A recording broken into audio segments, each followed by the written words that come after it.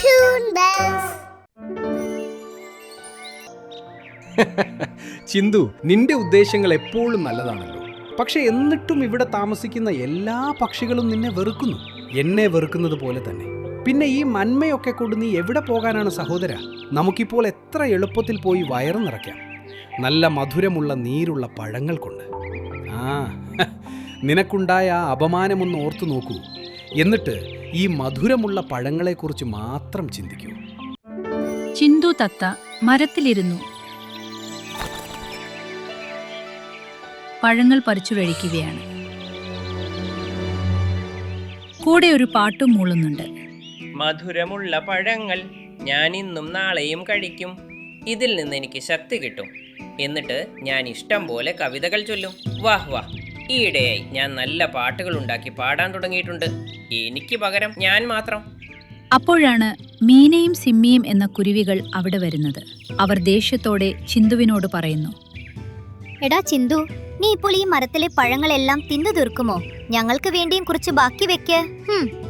അതെ, നീ പറഞ്ഞത് തികച്ചും ശരിയാണ് സിമ്മി. ഈ ചിന്തു എപ്പോഴും നല്ല മരങ്ങളിലെ പഴങ്ങളെല്ലാം ഒറ്റയ്ക്ക് തിന്നു തീർക്കും.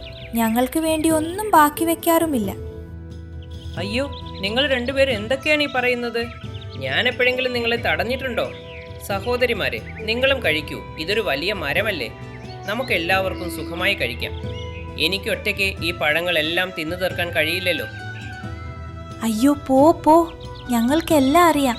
വാ സിമ്മി, ഇവനോട് മിണ്ടാ നിൽക്കണ്ട. നമുക്ക് പഴം കഴിച്ച് തിരിച്ചു പോകാം. പക്ഷെ അവിടെയും ഈ തത്ത എങ്ങനെയെങ്കിലും വന്നോളും. വിട്ടേക്ക് മീന, നമുക്ക് പഴങ്ങൾ കഴിക്കാം. നോക്കൂ, കാണാൻ എത്ര രുചികരമായിട്ടുണ്ടല്ലേ. ഇത് കേട്ട് തത്ത അവിടെ നിന്ന് പറന്നുപോയി തന്റെ വീടുള്ള ആൽമരത്തിൽ വന്നിരുന്ന് ആലോചിക്കാൻ തുടങ്ങി. അതിന്റെ തടിയിലായിരുന്നു അവന്റെ വീട്. അവിടെ ഇരുന്ന് അവൻ ചിന്തിക്കാൻ തുടങ്ങി. എന്താണെന്നറിയില്ല, ഈ കുരുവികൾക്ക് എന്നെ ഇഷ്ടമേ അല്ല. ഞാൻ എപ്പോഴും അവരുമായി സൗഹൃദം സ്ഥാപിക്കാൻ ശ്രമിക്കാറുണ്ട്.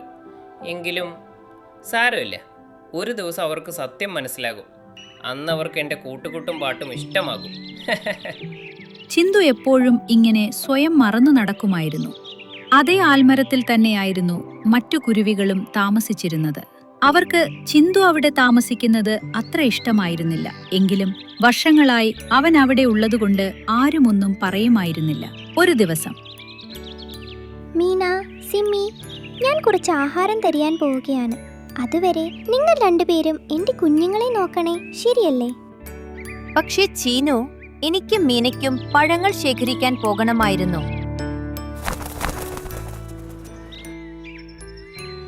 എന്ത്? അയ്യോ, അപ്പോൾ പിന്നെ ഞാൻ എന്ത് ചെയ്യും? ചിന്തു തന്റെ വീട്ടിലിരുന്ന് ഇതെല്ലാം കേൾക്കുന്നുണ്ടായിരുന്നു. അവൻ ചീനു മൈനയിരിക്കുന്ന കൊമ്മിനടുത്തേക്ക് വന്നിരുന്നു. ചിന്തുവിന്റെ സംസാരം കേട്ട്, അയ്യോ ചീനുമൈന, നീ വിഷമിക്കണ്ട. നിന്റെ കുട്ടികളെ ഞാൻ നോക്കിക്കോളാം. അതുവരെ നീ പോയി അവർക്ക് വേണ്ട ആഹാരം കൊണ്ടുവാ. ചിന്തുവിന്റെ ഇത്തരം സംസാരം കേട്ട് ചീനു ദേഷ്യത്തോടെ അവനോട് പറഞ്ഞു. എന്ത്? നീ നോക്കുമെന്നോ? വേണ്ട വേണ്ട, അത് വേണ്ട. എനിക്ക് നിന്നെ വിശ്വാസമില്ല. അതിനേക്കാൾ നല്ലത് ഞാൻ ഇവിടെ കുറച്ചു നേരം കൂടി നിന്ന് സിമ്മിയും മീനയും തിരികെ വരുന്നത് വരെ കാത്തിരിക്കുന്നതാണ്. ചീനുവിന്റെ വാക്കുകൾ കേട്ട് ചിന്തുവിന് വലിയ വിഷമമായി. അവൻ എപ്പോഴും നല്ല മനസ്സോടെയാണ് കുരുവികളെ സഹായിക്കാൻ ആഗ്രഹിച്ചത്. പക്ഷേ അവരെപ്പോഴും അവനെ തെറ്റായാണ് കരുതിയത്.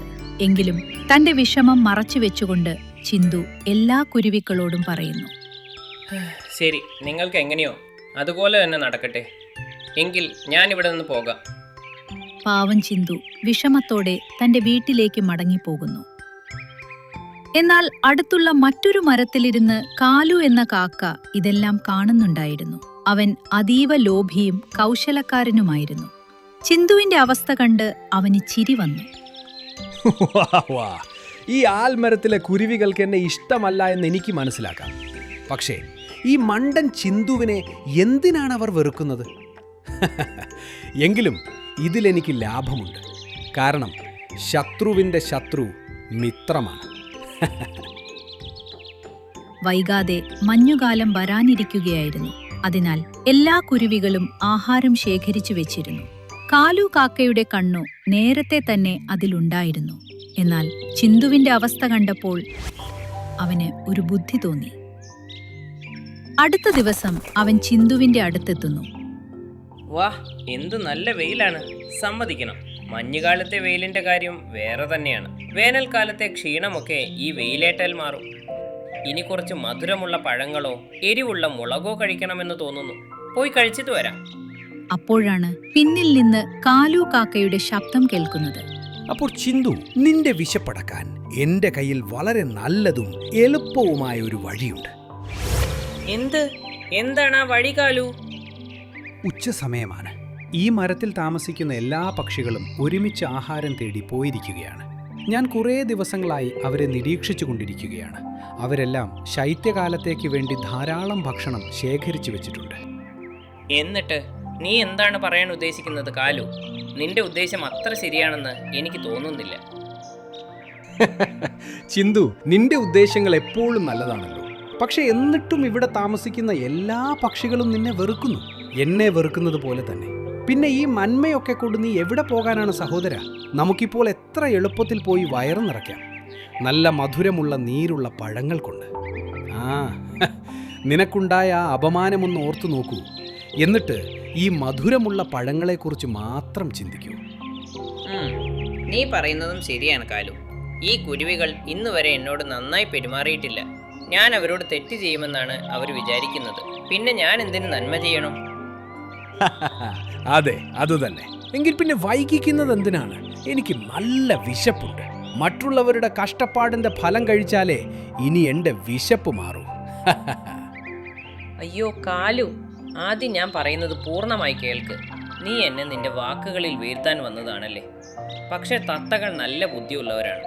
ഞാൻ അത്ര പെട്ടെന്നൊന്നും നിന്റെ വലയിൽ വീഴില്ല.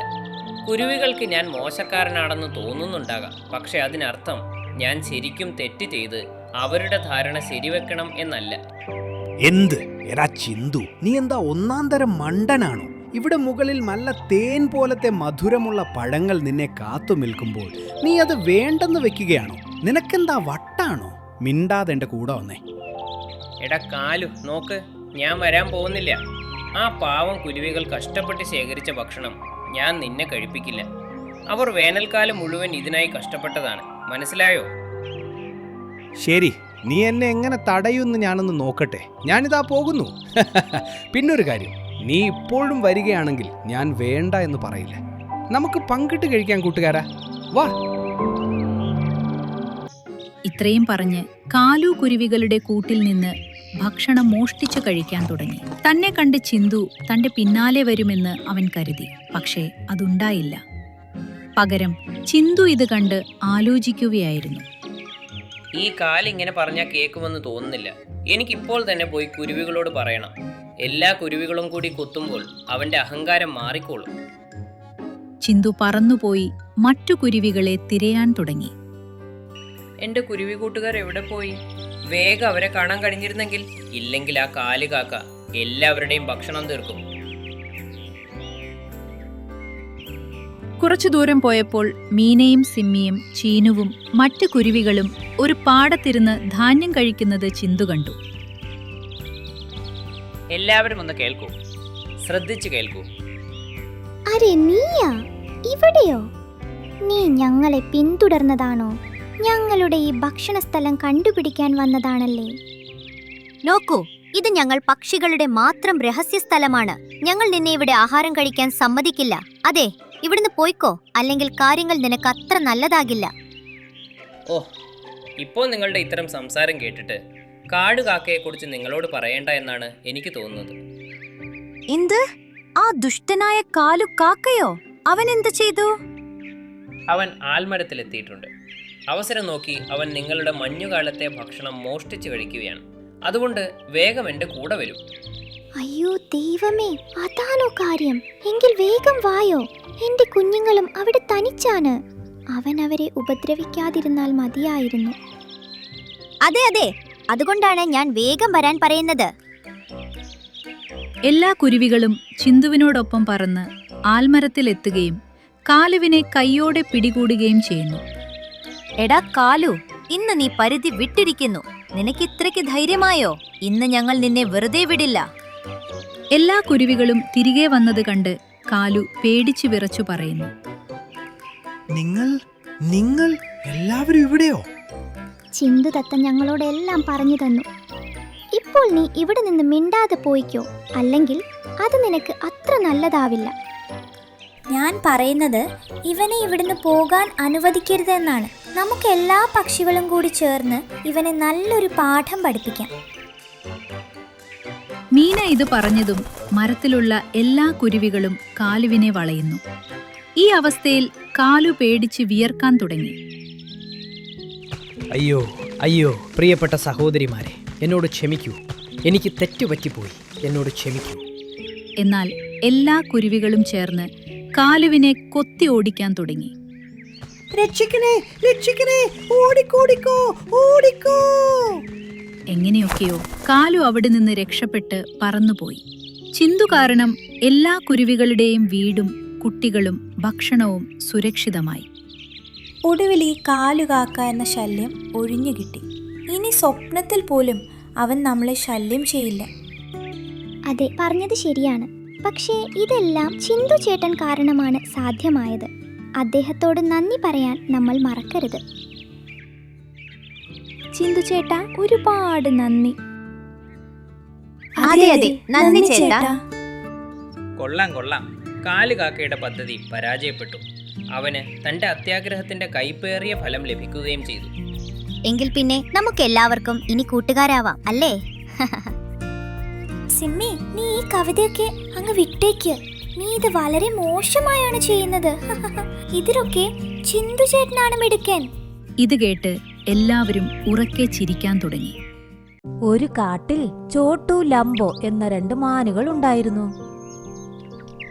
ചോട്ടുവിന് കള്ളം പറഞ്ഞ് മറ്റു മൃഗങ്ങളെ കളിപ്പിക്കാൻ ഒരുപാട് ഇഷ്ടമായിരുന്നു. ഒരു ദിവസം വൈകുന്നേരം എല്ലാ മൃഗങ്ങളും കാട്ടിൽ നടക്കുകയായിരുന്നു. അപ്പോൾ ചോട്ടു അലമുറയിട്ട് ഓടി വന്നു. ഓടിക്കോളൂ, ഓടിക്കോളൂ, അല്ലെങ്കിൽ നിങ്ങൾ മരിക്കും. അവൻ പറയുന്നത് കേട്ട് എല്ലാ മൃഗങ്ങളും അവനെ ശ്രദ്ധിക്കാൻ തുടങ്ങി. അവർ അവന്റെ അടുത്തേക്ക് പോയി. ചോട്ടു ലംബോയുടെ മുൻപിൽ വന്ന് നിന്നു. ആനയും കുരങ്ങും മറ്റെല്ലാ മൃഗങ്ങളും അവിടെ ഉണ്ടായിരുന്നു. എന്തു പറ്റി ചോട്ടു? നീ എന്തിനാ ഇങ്ങനെ പേടിക്കുന്നത്? ഇപ്പോൾ അത് പറയാനുള്ള സമയമല്ല. ഞാനൊരു വേട്ടക്കാരൻ കയ്യിൽ തോക്കുമായി വരുന്നത് കണ്ടു. നിങ്ങൾക്കെല്ലാവർക്കും ജീവൻ വേണമെങ്കിൽ ഇപ്പോൾ തന്നെ ഇവിടെ നിന്ന് പോകൂ. ഇത് കേട്ട് എല്ലാ മൃഗങ്ങളും പരിഭ്രാന്തരായി. എല്ലാവരും കാടിനകത്തേക്ക് ഓടാനും തുടങ്ങി. കുറേ ദൂരം ഓടിയതിനു ശേഷം എല്ലാ മൃഗങ്ങളും ക്ഷീണിച്ചു നിന്നപ്പോൾ അടുത്തുണ്ടായിരുന്ന ചോട്ടു ഉറക്കെ ഉറക്കെ ചിരിക്കാനും തുടങ്ങി.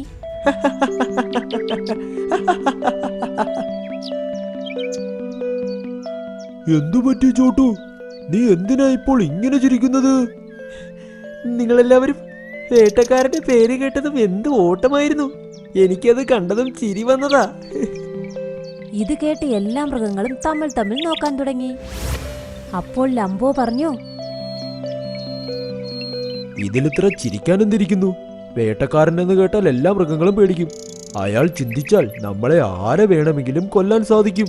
എന്താ, നീ അയാളെ കണ്ട് പേടിച്ചോടിയതല്ലേ? ഞാൻ പേടിച്ചു ഓടും, വേട്ടക്കാരൻ യഥാർത്ഥത്തിൽ വന്നാൽ. ഇത് കേട്ട് എല്ലാ മൃഗങ്ങൾക്കും ദേഷ്യം വന്നു. അപ്പോൾ ലംബോ പറഞ്ഞു, നീ എന്തായി പറയുന്നത്? നീയല്ലേ പറഞ്ഞത് വേട്ടക്കാരൻ വരുന്നെന്ന്, എല്ലാവരും ജീവനും കൊണ്ട് ഓടാൻ. ഞാനത് ഒരു തമാശയ്ക്ക് വേണ്ടി പറഞ്ഞതാ. ഞാനിത് പറഞ്ഞിട്ട് നോക്കുമായിരുന്നു നിങ്ങൾ എല്ലാവരും എങ്ങനെയാ പേടിച്ചോടുന്നതെന്ന്. ഇങ്ങനെ പറഞ്ഞ് ചോട്ടു ഉറക്കെ ചിരിക്കാൻ തുടങ്ങി. അപ്പോൾ ബാക്കിയുള്ള മൃഗങ്ങൾക്ക് അവന്റെ പെരുമാറ്റം ഇഷ്ടപ്പെട്ടതേയില്ല. കുറച്ചുനാൾ കഴിഞ്ഞൊരു രാത്രിയിൽ എല്ലാ മൃഗങ്ങളും തങ്ങളുടെ ജോലി ചെയ്തുകൊണ്ടിരുന്നപ്പോൾ അവിടെ ചോട്ടു അലമുറയിട്ടുകൊണ്ട് വന്നു. ഓടിക്കോളൂ, ഓടിക്കോളൂ, ഓടിക്കോളൂ, വേട്ടക്കാരൻ കയ്യിൽ തോക്കുമായി നമ്മുടെ നേരെ വരുന്നു. അവൻ പറയുന്നത് കേട്ടതും എല്ലാ മൃഗങ്ങളും അവൻ ഇത്തവണ സത്യം പറയുന്നെന്ന് കരുതി. അതുകൊണ്ട് എല്ലാ മൃഗങ്ങളും കൂട്ടത്തോടെ അവരുടെ ജീവൻ രക്ഷിക്കാനായി അവിടെ നിന്നും ഓടാൻ തുടങ്ങി.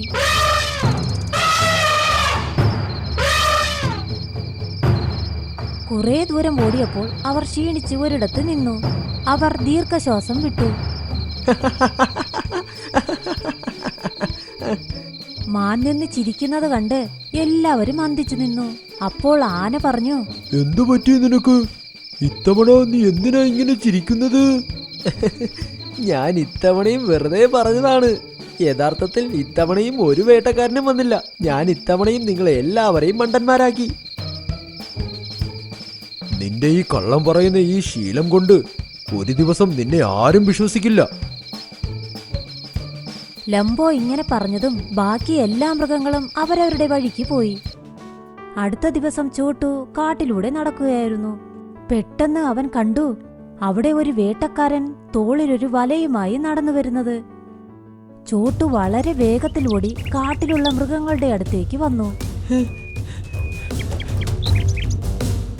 ഓടിക്കോളൂ, ഓടിക്കോളൂ, കാട്ടിനുള്ളിൽ വേട്ടക്കാരൻ വരുന്നു.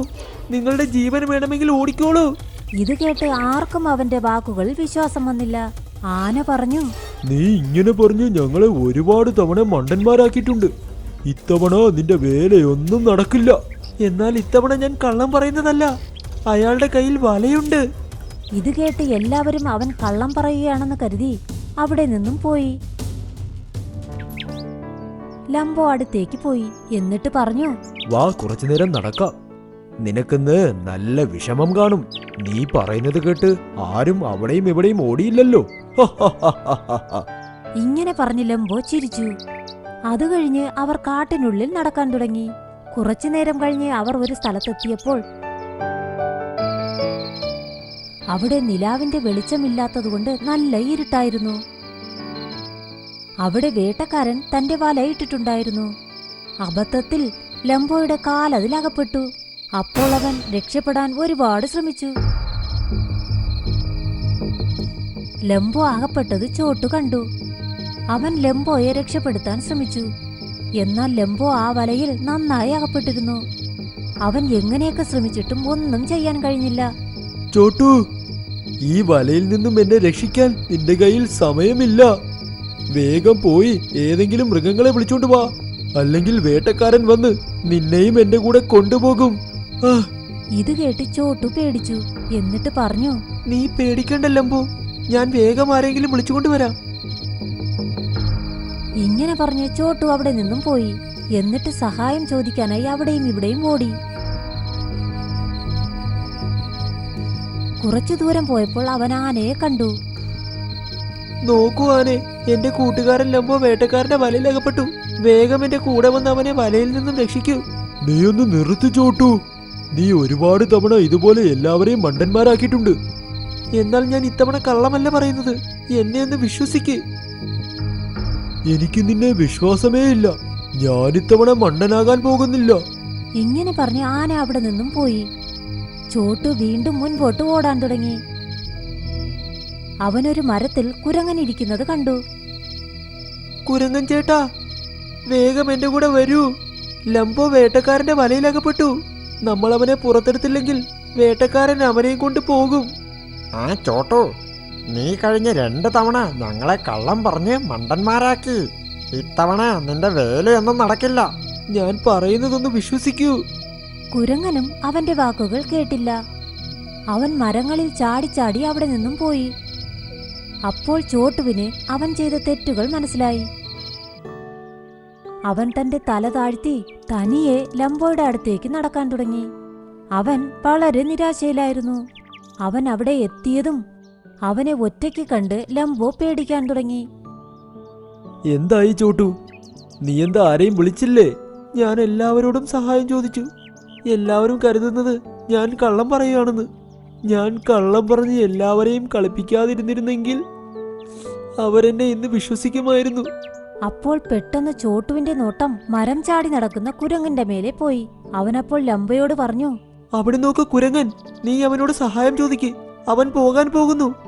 ഇത് കേട്ട് ലംബോ വളരെ ഉച്ചത്തിൽ നിലവിളിക്കാൻ തുടങ്ങി.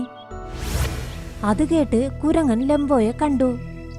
അവൻ മരത്തിൽ നിന്നും താഴെ ഇറങ്ങി വന്നു.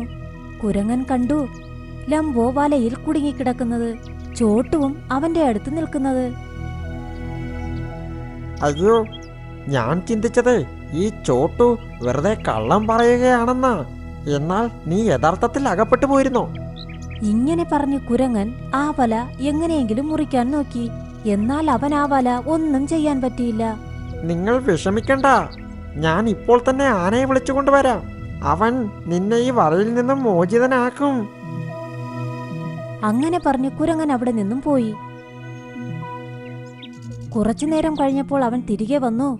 അവന്റെ കൂടെ തന്നെ ആനയും മറ്റു ഒരുപാട് മൃഗങ്ങളും വന്നു. ഇത് കണ്ട് ചോട്ടുവും ലംബോയും ഒരുപാട് സന്തോഷിച്ചു. ആന തന്റെ കൂർത്ത കൊമ്പുകൾ വലയ്ക്കുള്ളിലിട്ട് അത് പൊക്കി മാറ്റി. വല ഒരു വശത്തേക്ക് തെറിച്ചുപോയി. ലംബോ ഇപ്പോൾ പകുതി വലയിൽ നിന്നും വെളിയിൽ വന്നു. എന്നാൽ മറുവശത്തുകൂടെ വേട്ടക്കാരൻ വരുന്നത് കണ്ടപ്പോൾ എല്ലാ മൃഗങ്ങളും അവിടെ നിന്ന് ഓടി ഒളിക്കാൻ തുടങ്ങി. ലംബോ വലയിൽ കുടുങ്ങിക്കിടക്കുന്നത് കണ്ട വേട്ടക്കാരൻ ഒരുപാട് സന്തോഷിച്ചു. ചോട്ടു അപ്പോൾ ദൂരെ ഒരിടത്ത് പോയി നിന്നു. അവന്റെ ജീവൻ രക്ഷിക്കൂ എന്ന് ശബ്ദമുണ്ടാക്കാൻ തുടങ്ങി. വേട്ടക്കാരൻ അവനെ കാണുന്ന ഒരിടത്ത് പോയി നിന്നു. ഇത് കണ്ട് വേട്ടക്കാരൻ ചിന്തിച്ചു, ഒരെണ്ണം കുടുങ്ങിയിട്ടുണ്ട്, ഒരു മാനും കൂടെ കിട്ടിയാൽ വളരെ നന്നായിരുന്നു. ഇങ്ങനെ ചിന്തിച്ച് ചോട്ടുവിന്റെ പിന്നാലെ പതുക്കെ പതുക്കെ പോയി. അപ്പോൾ അത് കണ്ട് ആന പതുക്കെ ലംബോയുടെ അടുത്തേക്ക് പോയി. അവൻ ആ വലയിലും തന്റെ കൂർത്ത കൊമ്പുകൾ കുത്തി ആ വലയും പൊക്കിയെടുത്ത് അവനെ ആ വലയിൽ നിന്നും രക്ഷിച്ചു. ലംബോ സന്തോഷത്തിൽ തുള്ളിച്ചാടാൻ തുടങ്ങി. ചോട്ടു, വേട്ടക്കാരൻ നിന്റെ നേരെ വരുന്നുണ്ട്, നീ ഓടി രക്ഷപ്പെട്ടോ. ഇത് കേട്ടപ്പോൾ ചോട്ടുവിന് മനസ്സിലായി ലംബോ മോചിതനായെന്ന്. അവനപ്പോൾ കാടിന്റെ ഒരു വശത്തേക്ക് ഓടാൻ തുടങ്ങി. വലയിൽ കുടുങ്ങിയ മാനം ഓടുന്നത് വേട്ടക്കാരൻ കണ്ടു. അയാൾ ദേഷ്യത്തിൽ തന്റെ തലമുടി പിടിച്ച് വലിക്കാൻ തുടങ്ങി. ചോട്ടുവും വളരെ വേഗത്തിലോടി എല്ലാവരുടെ അടുത്തേക്കും പോയി. അങ്ങനെ എല്ലാ മൃഗങ്ങളും ഓരോരുത്തരായി ഓരോ വശത്തേക്ക് ഓടി. വേട്ടക്കാരന്റെ കൺമുൻപിൽ തന്നെ അവർ ഓടിപ്പോയി. ഞാൻ വാക്ക് തരുന്നു, ഞാൻ ഇന്നു മുതൽ ആരെയും കള്ളം പറഞ്ഞ് മണ്ടന്മാരാക്കുകയേയില്ല. ഇത് കേട്ട് എല്ലാ മൃഗങ്ങളും സന്തോഷിച്ചു. ഇപ്പോൾ ചോട്ടുവിനും അവൻ ചെയ്ത തെറ്റെന്താണെന്ന് മനസ്സിലായി.